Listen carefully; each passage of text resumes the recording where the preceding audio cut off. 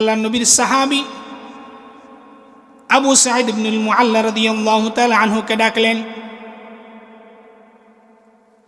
ওগো আবু সাঈদ, ডাক দিলেন। আবু সাঈদ ইবনুল মুআল্লা কোনো উত্তর দিলেন না। আবার ডাক দিলেন, ওগো আবু সাঈদ। সাহাবী কোনো উত্তর দিতে পারলেন না। কারণটা হলো আল্লাহর নবীর সাহাবী নামাজের মধ্যে ছিলেন। নামাজের মধ্যে থাকলে তো উত্তর দেওয়া যায় না। আল্লাহর নবী ডাকলেন, সাহাবী কোনো উত্তর দিতে পারলেন না।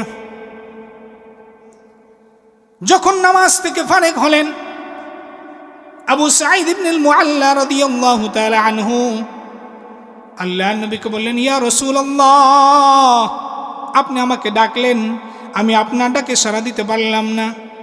কারণটা হলো আমি নামাজের মধ্যে ছিলাম। আল্লাহর নবী বললেন, আবু সাঈদ, আমি তোমাকে একটা সূরা শিক্ষা দিব। আমি যখন মসজিদ থেকে বের হব তখন তোমাকে আমি একটা সূরা শিখাবো। এই কথা বলার পরে আল্লাহর নবী সাহাবী মনোযোগী হয়ে গেলেন। কখন আল্লাহর নবী মসজিদ থেকে বের হবেন? কিছুক্ষণ পর যখন আল্লাহর নবী সাল্লাল্লাহু আলাইহি ওয়াসাল্লাম মসজিদ থেকে বের হবেন, প্রস্তুত হলেন।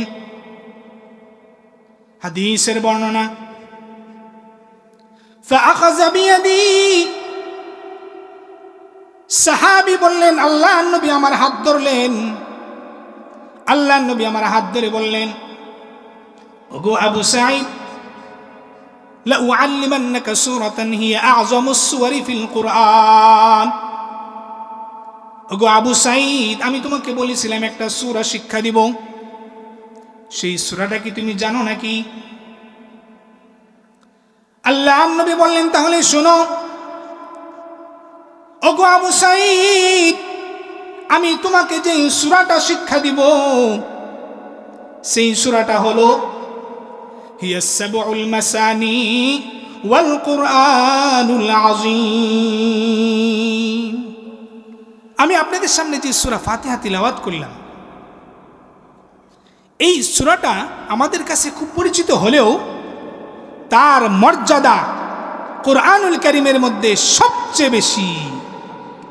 কোরআনের সবচেয়ে বেশি, যদিও কি খুব পরিচিত সূরা ফাতিহা। কেউ আলহামদু সূরা বলি, কেউ সূরা ফাতিহা বলি, কি বলে?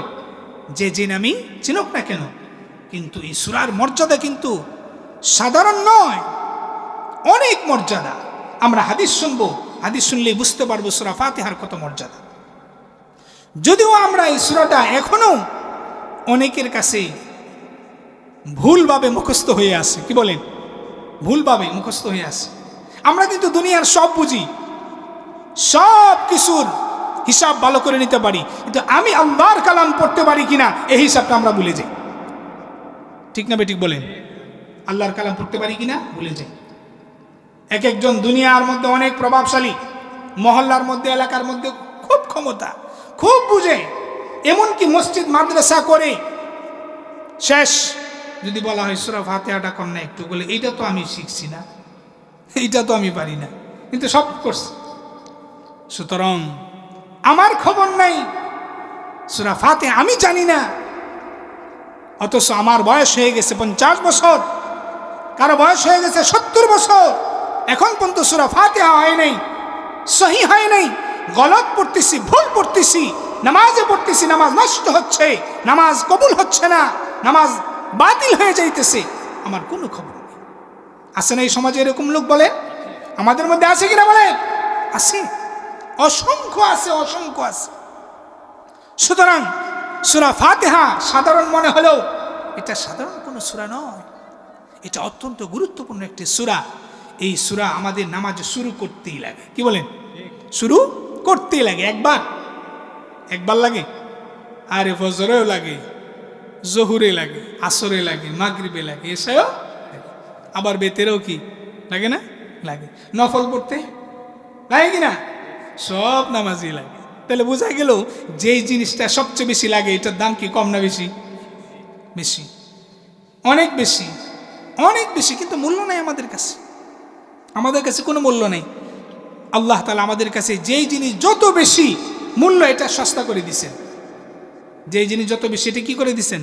সস্তা করে দিছেন। উদাহরণস্বরূপ, আমরা যে শ্বাস প্রশ্বাস গ্রহণ করি, এটা সস্তা না দাম? কথা বলেন, সস্তা না দাম? খুব সস্তা। বন্ধ হয়ে যাক না, পরে দেখা যাক কত দাম। একটু বন্ধ করে দেখেন তো কত দাম। মাত্র 10 মিনিটের অপারেশন হবে, শুধু একটি অক্সিজেন লাগে। 10 মিনিটের অপারেশনে যে অক্সিজেনটা দিতে হয়, এটার দাম 50,000 70,000 টাকা, মাত্র 10 মিনিট। কোনটা? যেই অক্সিজেন আমরা নিচ্ছি এটাই কিন্তু এটাকে একটা প্রক্রিয়াধীন করে সুন্দর করে অপারেশনের সময় দেওয়া হয়। ঘুরে ফিরে একটাই, আমরা যেটা গ্রহণ করছি। বলে এটা কার দেওয়া? কার দেওয়া ভাই? আল্লাহর দেওয়া, আল্লাহর দেওয়া। তাহলে সস্তা, যে জিনিস যত সহজ, একদম সহজ জিনিসটা কি আল্লাহ তাআলা কি করে দেন? আম করে দিছেন, সাধারণ করে দিছেন। তো সূরা ফাতিহাটা হলো অত্যন্ত গুরুত্বপূর্ণ সূরা। এই সূরাকে বুখারী শরীফের হাদিসের মধ্যে এই সূরাকে উম্মুল কিতাব বলা হয়েছে। কি কিতাব? উম্মুল কিতাব। উম্মুল মানে কি? মা। উম্মুল মানে কি? মা। উম্মুল কিতাব বলা হয়েছে কেন? সূরার মাধ্যমে কি করা হয়েছে? কোরআন শুরু করা হয়েছে। সূরার মাধ্যমে কি? কোরআন শুরু হয়েছে। উম্মুল কিতাব বলা হয়েছে এই সূরাকে। তাহলে বোঝা গেল সূরা ফাতিহা অত্যন্ত গুরুত্বপূর্ণ সূরা। যেহেতু এই সূরা ছাড়া কি হয় না? নামাজ হয় না। তাহলে কেমন গুরুত্ব? রাসূলুল্লাহ সাল্লাল্লাহু আলাইহি ওয়াসাল্লাম অনেক হাদিসের মধ্যে আল্লাহর নবী সাল্লাল্লাহু আলাইহি ওয়াসাল্লাম সূরা ফাতিহার মর্যাদা তুলে ধরেছেন, এর মর্যাদা বয়ান করেছেন, এর গুরুত্ব কতটুকু, এর ফজিলত কতটুকু আমরা হাদিস শুনলেই বুঝতে পারব। আল্লাহর নবীর হাদিস, রাসূলুল্লাহ সাল্লাল্লাহু আলাইহি ওয়াসাল্লাম সাহাবায়ে কেরামকে কত সাদাসিধাভাবে, কত সাদা ছিলেন। যখন কোনো জিনিস শিখাইতে চাইতেন, সাহাবায়ে কেরামকে ডাক দিতেন, আসো আমি তোমাকে এই সূরাটা শিক্ষা দিব, বলতেন।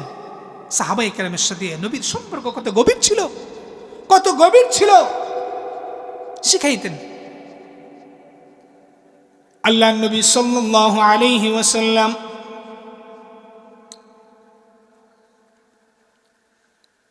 একদিন আল্লাহর নবীর এক সাহাবী নাম হলো আবু সাঈদ ইবনুল মুআল্লা, আল্লাহর নবী সাল্লাল্লাহু আলাইহি ওয়াসাল্লাম আল্লাহর নবীর সাহাবী আবু সাঈদ ইবনুল মুআল্লা রাদিয়াল্লাহু তাআলা আনহুকে ডাকলেন, ওগো আবু সাঈদ। ডাক দিলেন। আবু সাঈদ ইবনুল মুআল্লা কোনো উত্তর দিলেন না। আবার ডাক দিলেন, ওগো আবু সাঈদ। সাহাবী কোনো উত্তর দিতে পারলেন না। কারণটা হলো আল্লাহর নবীর সাহাবী নামাজের মধ্যে ছিলেন। নামাজের মধ্যে থাকলে তো উত্তর দেওয়া যায় না। আল্লাহর নবী ডাকলেন, সাহাবী কোনো উত্তর দিতে পারলেন না। যখন নামাজ থেকে ফারেক হলেন, আবু সাঈদ ইবনুল মুআল্লা রাদিয়াল্লাহু তাআলা আনহু আল্লাহর নবীকে বললেন, ইয়া রাসূলুল্লাহ, আপনি আমাকে ডাকলেন, আমি আপনার ডাকে সাড়া দিতে পারলাম না। কারণটা হলো আমি নামাজের মধ্যে ছিলাম। আল্লাহর নবী বললেন, আবু সাঈদ, আমি তোমাকে একটা সূরা শিক্ষা দিব। আমি যখন মসজিদ থেকে বের হব, তখন তোমাকে আমি একটা সূরা শিখাবো। এই কথা বলার পরে আল্লাহর নবীর সাহাবী মনোযোগী হয়ে গেলেন, কখন আল্লাহর নবী মসজিদ থেকে বের হবেন। কিছুক্ষণ পর যখন আল্লাহর নবী সাল্লাল্লাহু আলাইহি ওয়াসাল্লাম মসজিদ থেকে বের হবেন, প্রস্তুত হলেন। হাদিসের বর্ণনা, ফাআখাযা বিয়াদি, সাহাবী বললেন, আল্লাহর নবী আমার হাত ধরলেন, আল্লাহ নবী আমার হাত ধরে বললেন, ওগো আবু সাঈদ, লা উআল্লিমান্নাকা সূরাতান হিয়া আ'যামুস সুওয়ারি ফিল কুরআন। ওগো আবু সাঈদ, আমি তোমাকে বলেছিলাম একটা সূরা শিক্ষা দিব, সেই সূরাটা কি তুমি জানো নাকি? আল্লাহ নবী বললেন, তাহলে শোনো। ওগো আবু সাঈদ, আমি তোমাকে যে সূরাটা শিক্ষা দিব সেই সূরাটা হলো হিয়াস সাবউল মাসানি ওয়াল কুরআনুল আযীম। এই সূরাটা হলো কোন সূরা? এই 7 আয়াত বিশিষ্ট যেই সূরা, সূরাতুল ফাতিহা। ওগো আবু সাঈদ, আমি তোমাকে যে সূরাটা শিক্ষা দিব এই সূরাটা হলো সূরাতুল ফাতিহা, এটাই হলো সাবউল মাসানি। সুতরাং সূরা ফাতিহা সাধারণ কোনো সূরা নয়। আল্লাহ নবী সাহাবীকে শিক্ষা দিবেন কোন সূরা? সূরা ফাতিহা শিক্ষা দিবেন। আবার বলে দিচ্ছেন, আবু সাঈদ জানো সূরা ফাতিহা কি মর্যাদা? সেটা এমন মর্যাদা, এমন মর্যাদা, কুরআনের মধ্যে, পুরা কুরআনের মধ্যে যত সূরা আছে সব থেকে মর্যাদাপূর্ণ সূরা হলো সূরাতুল ফাতিহা, সবচেয়ে মর্যাদাপূর্ণ সূরা। সুতরাং এমন এত গুরুত্বপূর্ণ একটা সূরা আমরা যদি আমাদের জীবনে ভালোভাবে মুখস্থ করতে না পারি, তাহলে বলেন তো এই জীবনের সফলতা নাকি ব্যর্থতা? এর চেয়ে ব্যর্থতা আছে? আছে? আমাদের জিন্দেগির অনেক সময় কিন্তু পার হয়ে গেছে, অনেক সময় পার হয়ে গেছে, অনেক পার হয়ে গেছে। সুতরাং এখনো আমাদের মধ্যে বহু মানুষ আছে নামাজের মাসলা জানে না, নামাজ পড়ে 50 বছর 70 বছর, নামাজ ভঙ্গের কারণ জানে না, আছে না নাই? নামাজের মধ্যে কথা বলে, আছে না নাই? বিশ্বাস হয় না? নামাজে কথা বলা যায়? নামাজে কথা বলা যায়? নামাজের মধ্যে বলা যায় সাফো সাফো বলা যায়, কিন্তু এরপর নামাজে বলে। ঘটনা শুনবেন, বলবো একটা ঘটনা ছোট্ট করে বলি। নামাজে কথা বলা যায় বলি, নামাজে কথা বলা যায় যে বলে যে মানুষ, এটা বলি, না বললে আর পারলাম না। আমি মাদ্রাসায় পড়ি, ছাত্র, আমার মনে আছে হেফজখানায় পড়ি। তো নামাজে দাঁড়াইছি, মসজিদে নামাজ পড়তেছি, আমার পাশে মুরব্বী, মুরব্বীর পরে আরেক ছাত্র। হেফজখানার ছাত্ররা একটু চালাক চতুর হয়, জানেন তো আপনারা, চালাক হয় না? তো মুরব্বী নামাজ 2 রাকাত হয়েছে, 2 রাকাত পড়ে কি জানি মুরব্বী, ছাত্র তো একটু এলোমেলো করতেছে আর কি, বুঝেন না, নামাজে যা করে আর কি। আমরা মাঝে মাঝে দেখি, দেখেন না, একটা নামাজ পড়ে একটা পাও ধরে টান দেয়, আছে না? কি বলেন? বিশেষ করে জুমার দিন খুব দেখা যায়, একটা নামাজ পড়ে একটা কি করে টান দেয়, আছে। তো কি একটা ডিস্টার্ব করছে। মুরব্বী তো আমনে 2 রাকাতের মধ্যে কইতেছে, তো নামাজ পড়লে তোর খবর আছে, কি বুঝলেন? নামাজটা শেষ করলে তোর কিন্তু খবর আছে। এই কথা কইতেই ফুলা তো ডরায় গেছে, কি রে ঘটনা কি? নামাজের মধ্যে দিয়ে আমার একটা হুমকি দিল। ছেলে তো চালাক, নামাজ শেষ হইতে দেরি, দৌড় দিতে দেরি হয় নাই, মুরব্বী দৌড়বো করতে দৌড়। এই ঘটনা পরে যায় বললো আপনারা সাহেব, হুজুর মুরব্বী তো নামাজের মধ্যে আমার হুমকি দিছে, নামাজের পরে আমার দৌড়ে ফেলাইব। তাহলে বোঝা গেল নামাজের মধ্যে কথা বলার মুসল্লি এখনো আছে। কারণ কি? জানি না নামাজে কথা বলা যায়। বয়স হয়ে গেছে 60 বছর, 70 বছর, 80 বছর বয়স হয়ে গেছে, জিন্দেগির শেষ মুহূর্তে চলে আসছে, কিন্তু এখন পর্যন্ত নামাজ ভঙ্গের কারণ জানা নাই, ওযুর ফরজ জানা নাই, সূরা ফাতিহা সুন্দর করে পড়তে পারে না, আলহামদুলিল্লাহি রাব্বিল আলামিনও পড়তে জানে না, কুল হুয়াল্লাহু আহাদ পড়তে পারে না। জিন্দেগি শেষ, দুনিয়া সব কিছু কামাই করা শেষ, কিন্তু কোরআনের একটি আয়াত সঠিকভাবে বলতে পারে না, আছে না নাই? অভাব নেই, বহু লোক আছে। সুতরাং সূরা ফাতিহা মামুলি কোনো সূরা নয়, এটা খুব গুরুত্বপূর্ণ সূরা। ও মুসলমান ভাইরা আমার, আল্লাহর নবী সাল্লাল্লাহু আলাইহি ওয়াসাল্লাম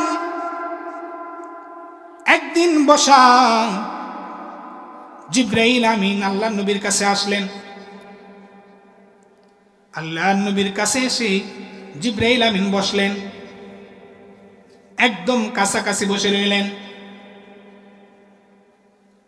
হঠাৎ করে আসমান থেকে একটি আওয়াজ আসলো। আওয়াজটা কেমন জানি দরজা খোলার আওয়াজ হলো। দরজা খুললে যেমন আওয়াজ হয়, আওয়াজ। আসমান থেকে যখন আওয়াজ আসলো, জিবরাইল আমিন আসমানের দিকে তাকাইলেন।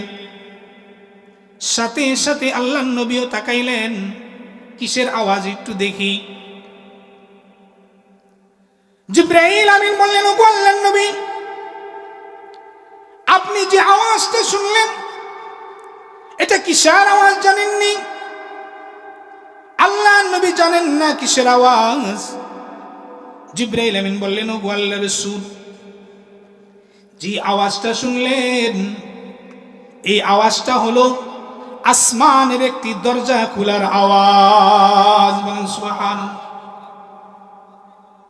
ওগো আল্লাহর নবী, যে আওয়াজটা আপনি শুনলেন আওয়াজটা হলো আসমানের দরজা খোলার আওয়াজ। আল্লাহর নবী আরো সজাগ হলেন। আসমানের দরজা খুলল। শুধু আসমান দরজা খোলার কথাই বললেন না, ওগো আল্লাহর নবী, আপনি যে আওয়াজটা শুনলেন, আজকে যে আসমানের দরজাটা খোলা হলো, আর কোনোদিন আজ থেকে নিয়ে ইতিপূর্বে এই আসমানের দরজাটা কখনোই খোলা হয় নাই। আজকের পূর্বে এই দরজা আর কখনো খোলা হয় নাই। এই দরজা দিয়ে একজন ফেরেশতা দুনিয়াতে আসছে। যেই ফেরেশতা আপনার কাছে আসবেন, ওই ফেরেশতা ইতিপূর্বে দুনিয়াতে আর কখনো আসে নাই। আল্লাহর নবী আরো সতর্ক হলেন, দরজা কিন্তু এর আগে খোলা হয় নাই। যেই ফেরেশতা আসতেছে সেই ফেরেশতাও আর কখনো দুনিয়াতে আসে নাই। সেই আগত ফেরেশতা রাসূলুল্লাহ সাল্লাল্লাহু আলাইহি ওয়াসাল্লামের কাছে আসলেন।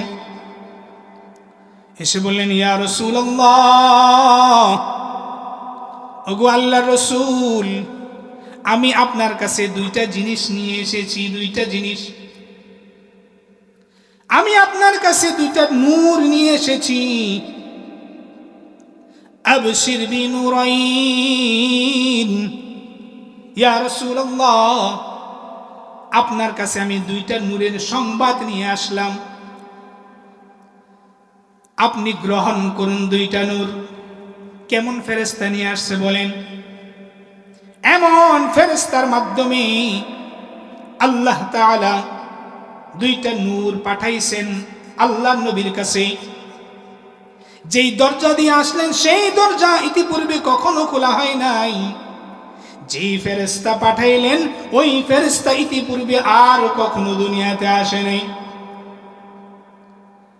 ইয়া রাসূলুল্লাহ, আপনি দুইটা নূর গ্রহণ করুন। আমি আপনার জন্য দুইটা নূরের সুসংবাদ নিয়ে আসছি। একটা সুসংবাদ হলো, এক নাম্বার সুসংবাদ হলো, আমি আপনার জন্য সূরাতুল ফাতিহা নিয়ে এসেছি। আল্লাহু আকবার। সূরা ফাতিহা নিয়ে এসেছি, আল্লাহর নবী গ্রহণ করে। দুই নাম্বার হলো সূরা বাকারার শেষ আয়াত। কোন বর্ণনায় আছে দুইটা নূরের মধ্যে এটা একটা। ফেরেশতা বললেন, ইয়া রাসূলুল্লাহ, আপনাকে যেই দুইটা নূর আজকে দেওয়া হলো, আমি আপনার কাছে যেই দুইটা নূর নিয়ে আসলাম, এই দুইটা নূর ইতিপূর্বে কোনো নবী পয়গম্বরকে দেওয়া হয় নাই। কোনো রাসূলকে দেওয়া হয় নাই, কোনো পয়গম্বরকে দেওয়া হয় নাই। আপনার জন্য বিশেষ করে, আপনার জন্য নির্দিষ্ট করে এই উপহার দেওয়া হলো। কি মনে হলো সূরা ফাতিহা কি সাধারণ সূরা? সাধারণ এমন একটি সূরাও আমরা জানি না। কি বলেন, জানা আছে? পরীক্ষা হয়ে যাক এখন, যে কয়জন আছেন পরে পামু কিনা আল্লাহ জানে। যদি বলি এখন পরীক্ষা হবে সূরা ফাতিহা, যার সূরা ফাতিহা সুন্দর হবে পুরস্কার দেওয়া হবে। এখন কম, যদি পরীক্ষা এখন শুরু হয়, থাকবেন না চলে যাবেন? এই কথা কন না, থাকবেন না চলে যাবেন? ভয় পাইছেন? পরীক্ষার আগে ভয় পেয়ে গেছেন? সাহস করে কোন তো দেখি কার সূরা ফাতিহা সহি আছে, হাত উঠান দেখি সাহস করে। তবে শর্ত আছে, মাদ্রাসা ছাত্র হাত উঠাইবেন না, কিন্তু শর্ত আছে। মাদ্রাসায় পড়ছেন এমন ছাত্র হাত উঠাইবেন না। জেনারেল মাদ্রাসায় পড়েন নাই, সূরা ফাতিহা সহি করছেন, একজন হাত উঠান। মাশাআল্লাহ, একজন পাইছি, এদিক দিয়ে একজন পাওয়া গেছে। আল্লাহ তাআলা আমাদের সবাইকে সূরা ফাতিহার মতো দামি একটা সূরা যেন আমরা সহিভাবে শিখতে পারি তৌফিক দান। সকলে বলে আমিন, জোরে বলেন আমিন। তাহলে বোঝা গেল সূরা ফাতিহার কি আছে, অনেক ফজিলত, অনেক দামি একটা সূরা। শুনবেন আর হাদিস আপনারা? কি বলেন, শুনবেন না শেষ করে দিব? বলতে তো হইব, হ্যাঁ না বলে বুঝবো কিভাবে? চলবে? বলবো আরো জুড়ে বলতে হবে।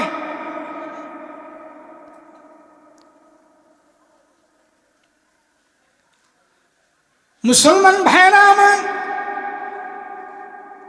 সূরা ফাতিহা কত ফজিলতপূর্ণ সূরা। রাসূলুল্লাহ সাল্লাল্লাহু আলাইহি ওয়াসাল্লাম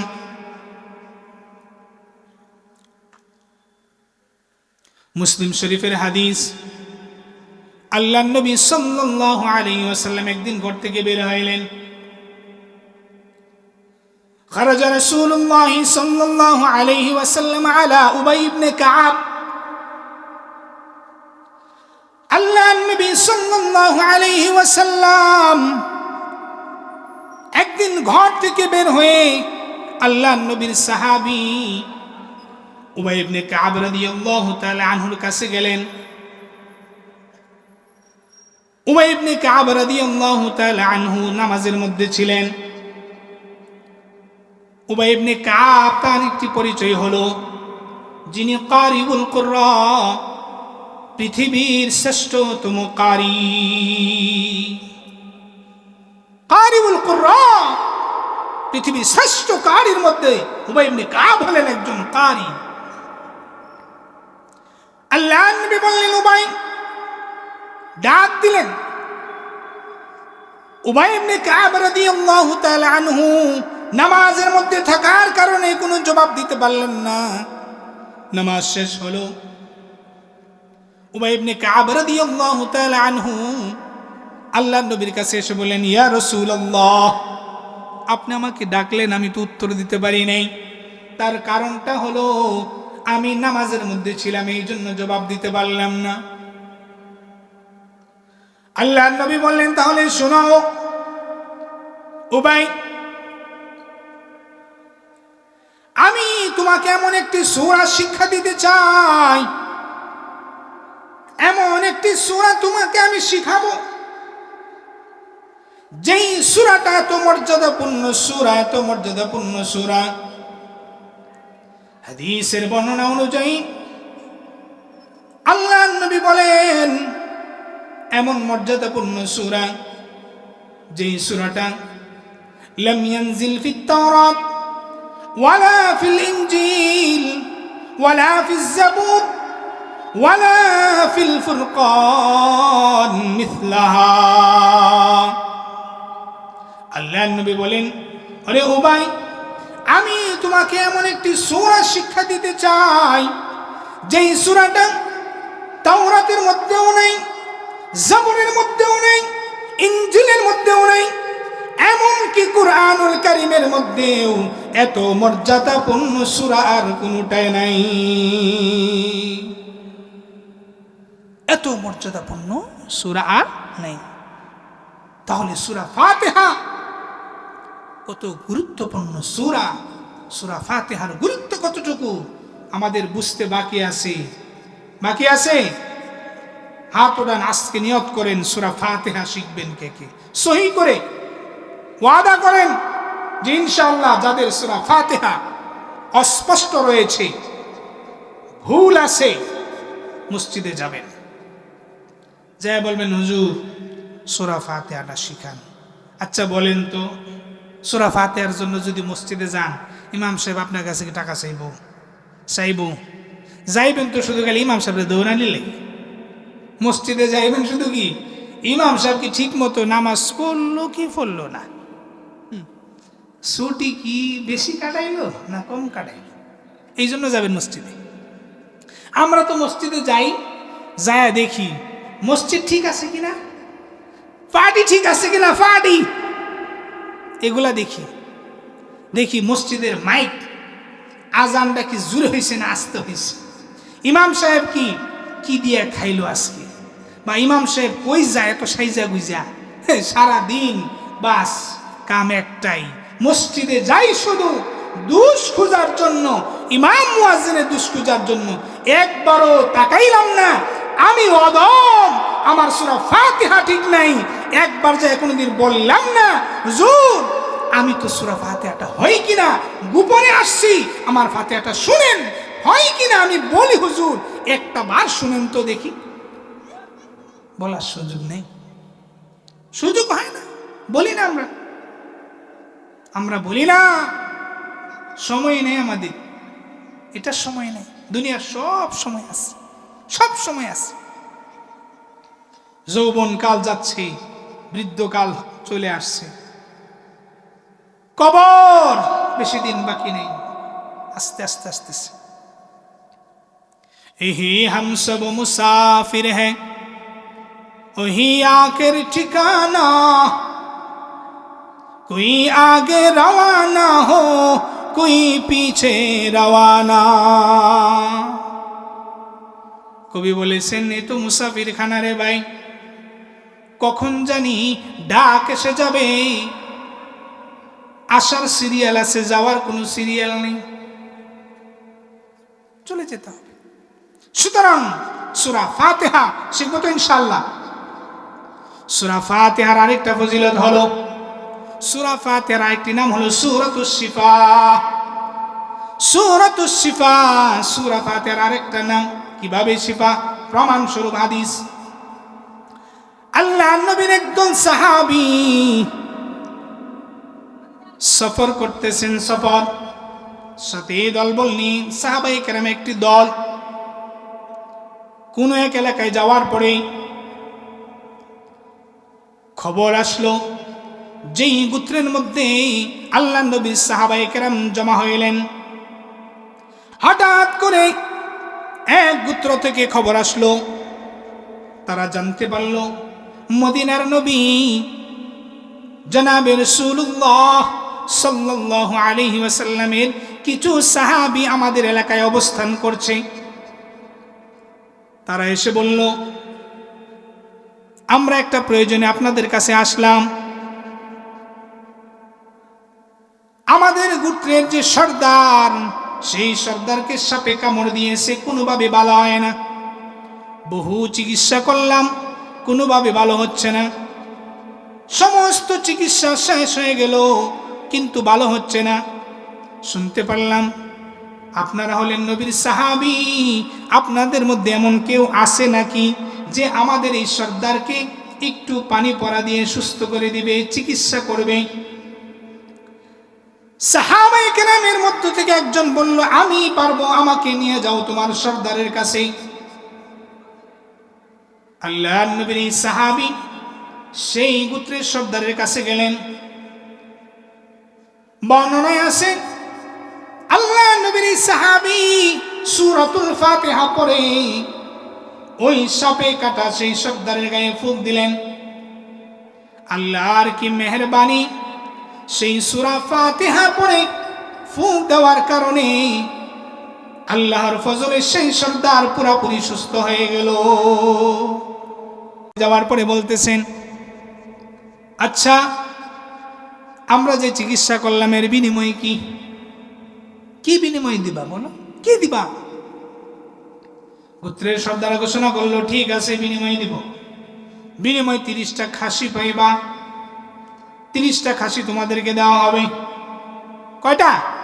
30টা খাসি। ফাইসালা হয়ে গেল। 30টা খাসি দেওয়া হলো। সাহাবায়ে কেরাম রাদিয়াল্লাহু তাআলা আনহুম আজমাইন 30টা খাসি পাইলেন, জারফুক করলেন, চিকিৎসা করলেন, খাসি পাইলেন। সুতরাং বোঝা গেল তিলাওয়াত করে ফুক দিলে, জারফুক দিলে হাদিয়া নেওয়া যায় আছে না নাই? অনেকে ফতোয়া দেয়, হুজুর ফুক দিলেন সূরা ফাতিহা পড়ে আবার টাকাও নিলেন, ঘটনা কি? জায়েজ আছে না নাই?